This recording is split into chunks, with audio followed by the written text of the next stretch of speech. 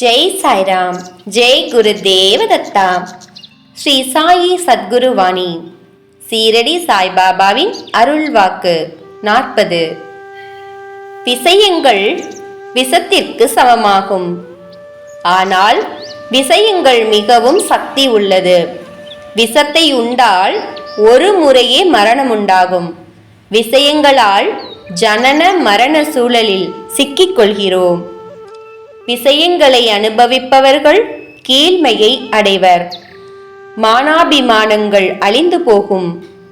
கௌரவ மரியாதைகள் கண்களுக்கு எட்டாத தூரமடையும். விவேகம் விலக்ஷண ஞானம் அழிந்து போகும். அப்படிப்பட்டவர்களுக்கு உலகில் கௌரவம் கிடைக்காது.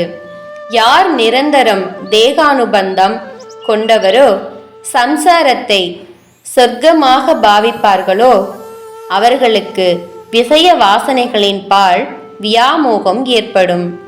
அப்படிப்பட்டவருக்கு ஞானம் உண்டாவது துர்லபம். பற்றின்மை விரக்தி ஏற்படாமல் ஞானம் உண்டாகாது.